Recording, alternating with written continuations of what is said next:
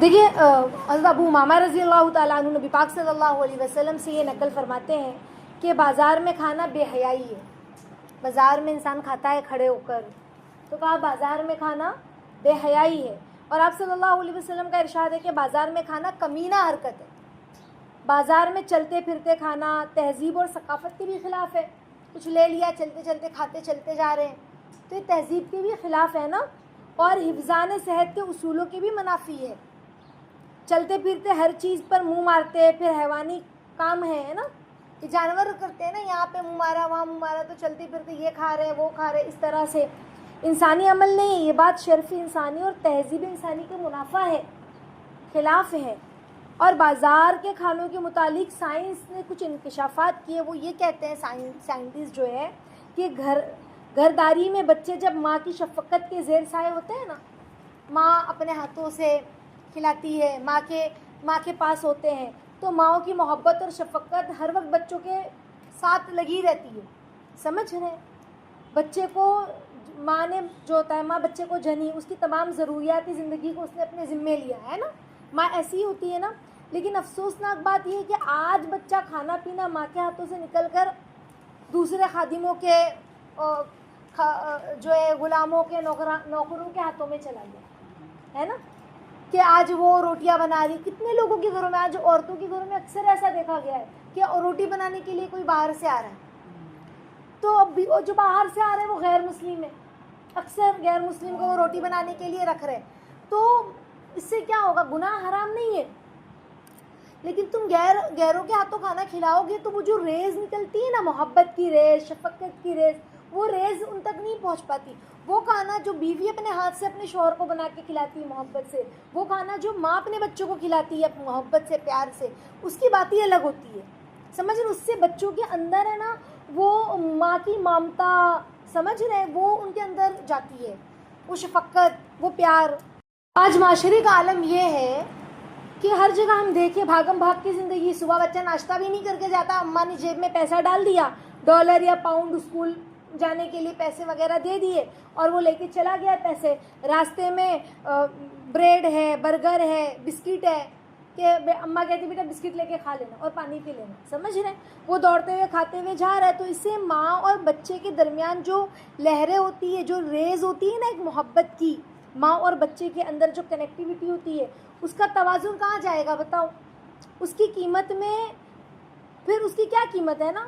دیکھو سائنس کی تحقیق، سائنس کیا کہتی ہے، ڈاکٹر ایتھرٹ آسٹرولوجک کی تحقیق ہے کہ ناشتہ پکاتے ہوئے ماں کی محبت کی جو لہریں ہیں، اس کی محبت کی جو ریز نکلتی ہے اس کے دل سے، وہ اس کے اندر منتقل ہوتی ہے. سمجھ رہے؟ کھانے میں جس ماں نے بازار کے ناشتے سے بچے کی پرورش کی ہو، آئے دن میگی بنا دیا، بچے کو آئے دن اڈلی کھلا رہی ہے باہر سے لے کے، آئے دن وہ اڈلی کی آواز آئی تو چلو اڈلی کھا لو.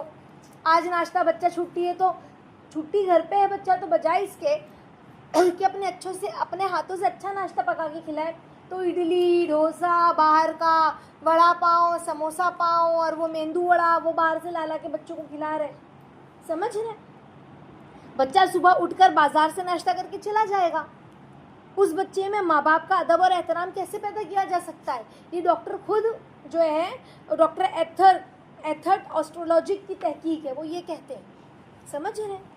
اور امام شافعی رحمۃ اللہ علیہ کہتے ہیں نا کہ جو شخص شارع عام پر کھڑا ہو کر، راستے میں کھڑا ہو کر، جہاں چلنے پھرنے کی لوگوں کی جگہ ہے، عام راستہ ہوتا ہے نا چلنے پھرنے کا لوگوں کا، وہاں پر کھائے پیے تو اس کی شہادت کسی شرعی عدالت میں قبول نہیں ہوگی. ایسے انسان آپ سوچیں کتنی بڑی بات کہی انہوں نے. شرعی عدالت میں جہاں اسلامک عدالت ہوتی ہے، وہاں پر امام شافعی رحمۃ اللہ علیہ کے نزدیک اس شخص کی گواہی بھی قبول نہیں ہے جو شخص بازار میں کھڑے ہو کر راستوں میں کھاتا پیتا ہے. یعنی ان کے نزدیک وہ شخص جو بازار میں کھاتا پیتا ہے تو پھر اس کی سوچ کیا ہوگی، اس کا اسٹیٹس کیا ہوگا. یعنی آپ سمجھ رہے ہو؟ تو ہمیں ایسا لگتا ہے کہ بازاری کھانا بہت اچھی چیز ہے، لیکن ہمارے بزرگوں کے نزدیک بازاری کھانا اچھی چیز نہیں ہوا کرتی تھی. بازار میں کھڑے ہو کر کھانا پینا یہ اچھی عادتیں نہیں ہوتی ہے. تو حفظ کرنے والے بچوں کو بازار کی بنی ہوئی چیزیں جو ہے نا وہ کھانے سے مکمل طور سے پرہیز کرنا چاہیے. خاص طور پر قرآن حفظ جو کر رہے ہیں وہ بچوں کو بازاری کھانا نہ کھلائیں مکمل طور پر. بازار میں بعض لوگ تو ناپاکی کی حالت میں نے آپ لوگوں کو بتلایا تھا نا، چیزیں بناتے ہیں، وضو غسل کسی چیز کا علم ہی نہیں، کیا فرض ہے وضو میں، غسل میں کیا فرض ہے. تو بازار کی چیزوں کے کھانے سے مہینوں کی محنت ہے نا وہ ضائع ہو جاتی ہے. سمجھ رہے؟ جو ایمان بنا ہے، اتنے استادوں نے، ماں باپ نے جو محنت کی ہے بچے پر، ایمانی روحانی ہے نا اللہ کے فضل سے، وہ محنت مہینوں کی ضائع ہو جاتی ہے. مدرسے کے محتمین جو ہوتے ہیں ذمہ دار، اور ماں باپ، یہ دونوں کی ذمہ داری ہے کہ بچوں کو حلال کھلائیں اور بازار کی چیزوں سے بچائیں. سمجھ رہے؟ بازار کے کھانوں سے بچائیں. بچے باوضو ہو کر کھانا کھائیں. ہم خود بھی کھانا پکانے والے بھی جو ہے نا وہ وضو کے ساتھ کھانا پکائیں بھی اور کھلائیں بھی.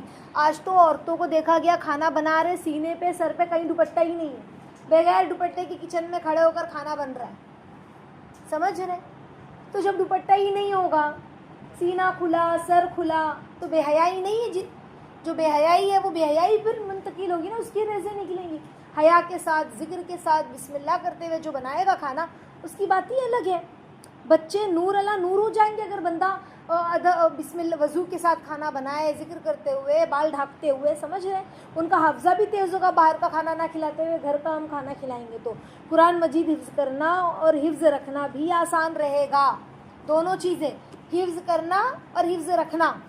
حفظ کرنا بھی آسان. اب حفظ ہو گیا ہے تو بازاری کھانوں سے پرہیز کرے، ورنہ جو حفظ ہوا ہے نا قرآن سینے میں جو ہے وہ کمزور ہوتا چلا جائے. سمجھ رہے؟ کمزور ہوتا چلا جائے. آخر کار قرآن مجید پر عمل کرنا بھی آسان ہو جائے گا نا. علم حکمت حلال رزق سے زیادہ ہوتا ہے، اور عشق اور رقت بھی حلال رزق سے ہی پیدا ہوتا ہے. سمجھ رہے؟ تو یہ سمجھ لیں کہ بازاری کھانوں سے بچیں. صحت اور عافیت اسی میں ہماری ہے. اللہ کے نبی صلی اللہ علیہ وسلم نہیں فرماتے 2 نعمتیں ایسی ہیں جن کے بارے میں اکثر لوگ دھوکے میں ہیں، اور وہ دونوں نعمتیں کیا ہیں؟ صحت اور فراغت. انسان فارغ ہے، صحت مند ہے، ٹھیک ٹھاک ہے، تو آرام سے زندگی گزار رہا ہے، سوچ نہیں رہا ہے، کچھ بھی کھا رہا ہے، کچھ بھی پی رہا ہے، کبھی بھی سو رہا ہے، کبھی بھی اٹھ رہا ہے. تو پھر جب وہ صحت اور عبادت نہیں کر پا رہا ہے، وہ نعمتیں جب چلی جائے گی، جب انسان کو سمجھ میں آئے گا. اگر انسان بیمار ہو جاتا ہے تو کتنی تکلیف ہوتی ہے. فارغ ہے تو پھر انسان جتنا چاہے اتنی محنت کر لے. اللہ کی ذکر ہے، دین کا کام ہے، خدمت ہے، ماں باپ کی خدمت ہے، جو کر سکتا ہے وہ اپنے صحت کے دنوں میں کر لے. وہ لوگوں کی مدد ہے، اچھے اچھے کام. سمجھ رہے؟ حضور صلی اللہ علیہ وسلم نے عبداللہ بن عمر رضی اللہ تعالیٰ عنہ سے فرمایا کہ 5 چیزوں کے واقع ہونے سے پہلے غنیمت جانو. سمجھ رہے؟ 5 چیزوں سے پہلے تم اس کی قیمت کو سمجھو. 5 چیزوں کی قیمت 5 چیزوں کے ہونے سے پہلے سمجھ لو. تو کہا بڑھاپے سے پہلے جوانی کو غنیمت جانو. آج جوانی ہے تو انسان خوب عبادت کرے. لوگ کیا کہتے ہیں؟ بھئی ابھی بعد میں بوڑھے ہونے کے بعد کیا ہی کوئی کرے گا، ہے نا. آج اللہ نے زندگی دی، خوب عیش کرو، جیو. بڑھاپے میں جب ریٹائر ہوتا ہے تو ظاہر سی بات ہے انسان تسبیح پکڑتا ہے نا. ریٹائر ہونے کے بعد کیا کرتا ہے؟ تسبیح پکڑتا ہے، اللہ اللہ ہی کرتا ہے. جب کہ ہاتھ پیر میں طاقت نہیں ہے اٹھنے بیٹھنے کی، تو پھر وہ تسبیح پکڑ کے ذکر کر رہا ہے، بیٹھ کے نماز پڑھ رہا ہے. وہ جوانی کی جو عبادت ہے نا، وہ بڑھاپے کی عبادت سے کئی گنا اللہ کو محبوب ہے. کیونکہ جوانی میں انسان کی خواہشات بڑھتی ہے، سونا اچھا لگتا ہے، کھانا اچھا لگتا ہے، گھومنا اچھا لگتا ہے، دل لگی اچھی لگتی ہے.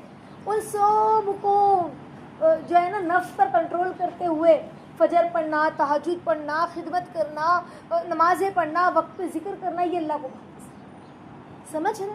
تو کہا بڑھاپے سے پہلے ہمارے نبی صلی اللہ علیہ وسلم نے جوانی کو تم جو ہے نا اس کی غنیمت کو سمجھ لو، اس کی قیمت کو سمجھ لو. آج جوان ہو تو پھر تم اس کی جوانی کو جو ہے نا اچھی طریقے سے گزارو. کیسے؟ اچھا کھانا، اچھے کپڑے، ایسا، تاکہ افسوس نہ ہو کہ جوانی میں ہم نے کچھ کر نہیں پائے، بلکہ عبادتوں میں، ذکر میں. سمجھ رہے؟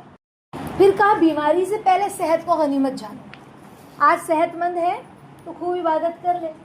بیمار ہونے کے بعد تو پھر بندہ کیسے مشکل سے فرض ادا کر پاتا ہے. تو وہ عبادت ہو پاتی ہے جو صحت کی حالت میں ہوتی ہے. وہ بھاگ دوڑ کر پاتا ہے عبادتوں میں، خدمتوں میں، جو صحت کی حالت میں کرتا نہیں. پھر تیسرا اللہ کے نبی نے فرمایا مفلسی سے پہلے تونگری کو. غریبی سے پہلے جو تمہارے پاس آج مال ہے، تونگر ہو تم، تو مطلب اچھے خاصے ہو، پیسہ ہے، آج تمہارے پاس کھانا پینا ہے، تو انسان غریب ہونے وقت لگتا ہے کبھی بھی کوئی بھی غریب ہو جاتا ہے. ایک ہمارے جاننے والے ہیں, رشتہ دار نہیں ہے, ایسے ہی پہچان کے ہیں, تو ان کے پاس اتنا پیسہ تھا, سارا پیسہ ان کی شوہر کی بیماری میں چلا گیا کہ قرض دار ہو گئے. اتنے پیسے ہونے کے بعد بھی قرض دار ہو گئے. پھر شوہر کا بھی انتقال ہو گیا. سمجھ رہے؟ تو مال کب آتا ہے کب جاتا ہے, کسی کو یقین ہے کہ میرا مال ہمیشہ رہے گا؟ کب مال برباد ہو جائے, ختم ہو جائے, کوئی نہیں بول سکتا. سمجھ رہے؟ تو کہا مفلسی سے پہلے تونگری کو تم غنیمت جانو. آج اللہ نے تمہارے پاس مال دیا ہے تو اس مال کی قدر کرو. غریبوں کو, بیواؤں کو, یتیموں کو, سمجھ رہے ہیں, جو ضرورت مند ہیں ان کو پوچھو.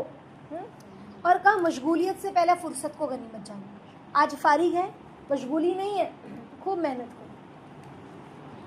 ہم بعض لوگ اپنے ماں باپ کے گھر پر ہے, فرصت میں ہے, شادی ہو جاتی ہے تو ایک الگ ذمہ داری ہو جاتی ہے.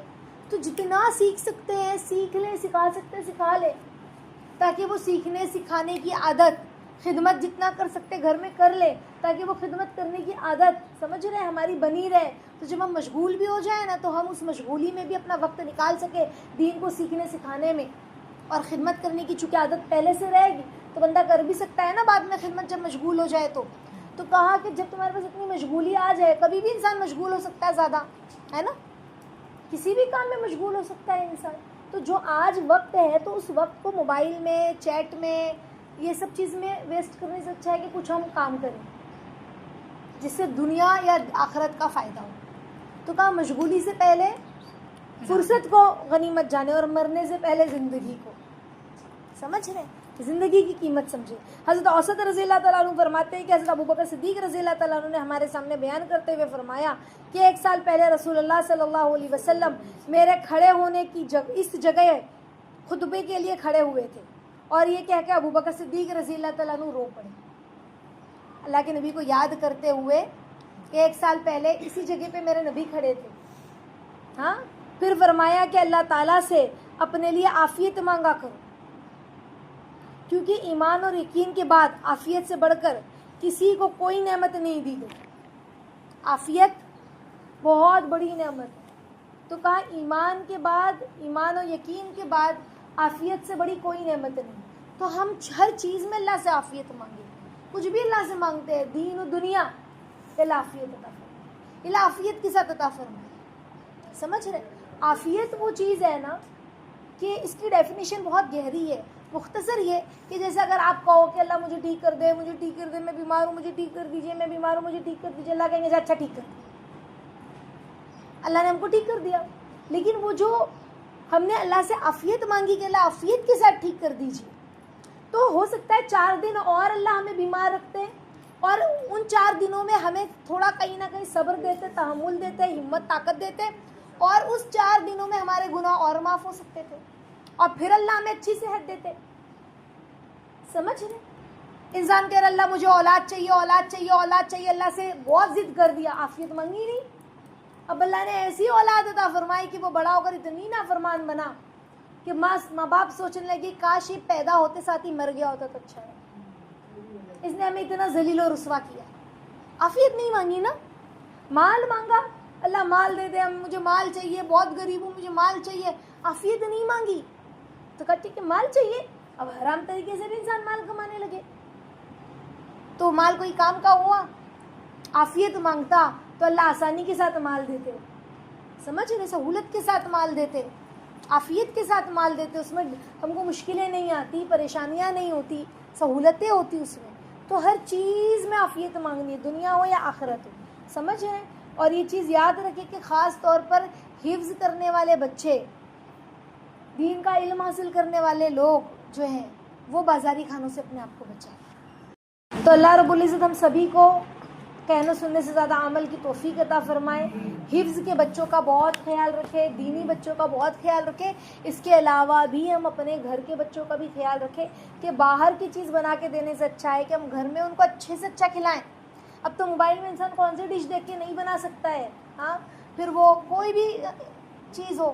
سمجھ رہے؟ اللہ تعالیٰ ہم سب کو عمل کرنے کی توفیق عطا فرمائے. آمین یا رب العالمین.